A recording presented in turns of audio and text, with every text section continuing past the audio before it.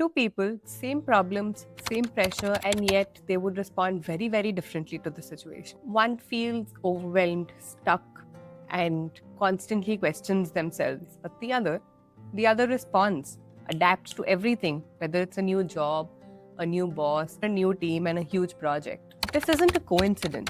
There is a very specific reason for this, and it's been studied for decades in psychology. And by the end of this video, you're going to know exactly what it is and how to do it. Most people spend their whole lives putting up with toxic jobs and horrible relationships, thinking that that's what is going to make them strong. But if that were true, you wouldn't still feel stuck. So if you've been working hard, trying to think positive thoughts, journaling every day, maybe even doing yoga, and nothing is working, it has nothing to do with your circumstances. The problem is much, much deeper than that. So what needs to change has to be at that particular level.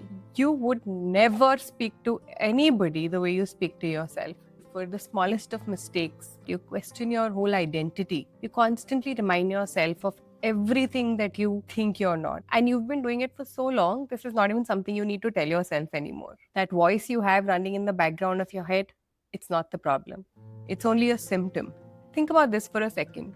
You definitely know at least one person in your life who could have gotten the exact same circumstances as you, who could have gotten the same set of problems, but they would have just carried on and gone about their whole life.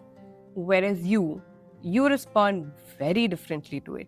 You question yourself, you doubt yourself over the same things that they would not bat an eyelid over. A personality psychologist named Dan McAdams realized something very interesting. Two people could have the same set of personality traits, and even then, their sense of self is defined very differently by each of them. Let me explain how. The real driver of your life has nothing to do with habits or discipline. It doesn't really matter if you wake up at 5 a.m. or work out every morning or in the evening. What matters is the story that you have built for yourself and that constantly keeps running in the background. This story, with you as the protagonist, decides everything else in your life. I was fresh out of college, got this huge opportunity, and I was very excited. Fun Friday night, we were getting off early at 8 p.m. and we thought we'll go catch a nice dinner, except we had this one small email to send out to the client. So we quickly drafted that and went to the boss. He agreed with our view on the matter, except he noticed a misplaced comma in the citations. And that was the end of our Friday night dinner plans and many Friday night dinner plans after that. Apart from the yelling which she had to endure, which was supposedly making her strong, that moment became a defining moment in her life, where she, the protagonist, was the victim, the boss was the villain, and the plot was how she was suffering at the hands of somebody who had power over her. Every sentence she wrote after that was triple checked.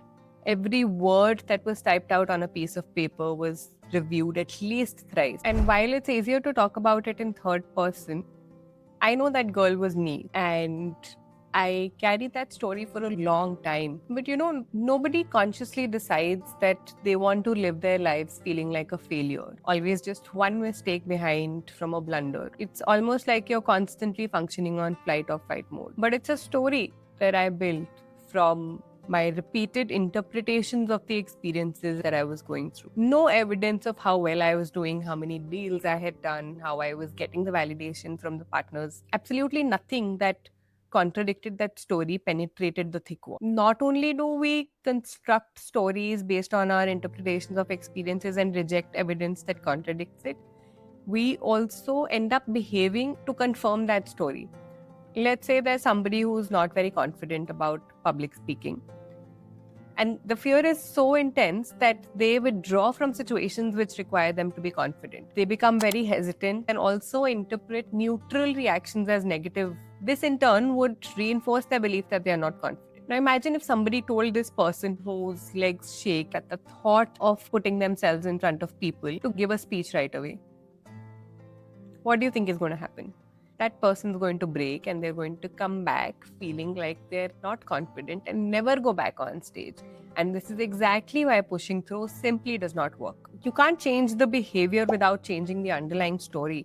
Without making that person believe that they are confident, you can't expect them to go and perform very well in front of the crowd. So they end up in the same cycle, reinforcing the story they have been telling themselves for years. So they put in effort, try hard to change their behavior that results in some temporary change. But because you haven't worked on the underlying story, you would end up in a relapse, which would again cause frustration. So you're just stuck in the same cycle. And not because you're weak, but simply because you're operating from a fixed identity. So, how do you actually change something that is this deeply embedded in your life?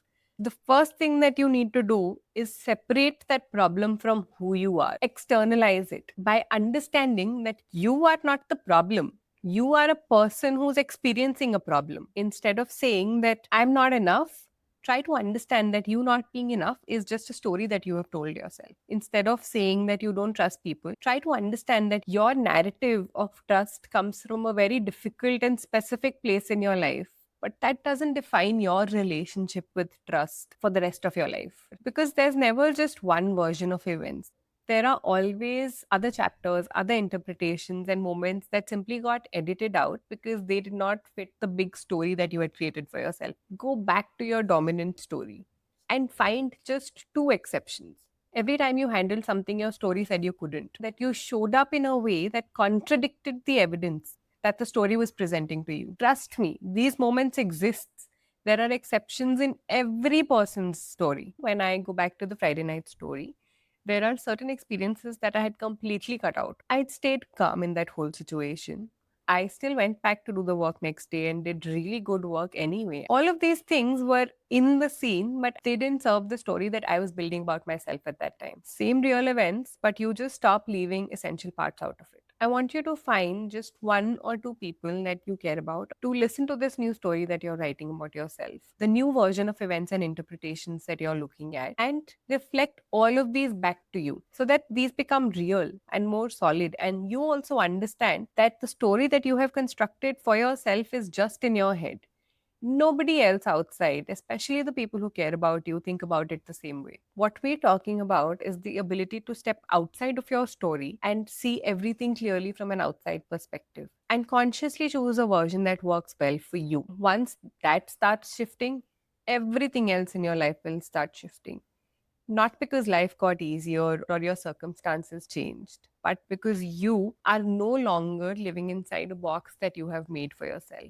Endurance is never the destination, it's simply the bottom line, the floor which you're supposed to get up from and move on to construct your own life. If this made sense to you, you would love to take the next step and understand why you can't chase happiness like a goal. The link is somewhere on the screen here.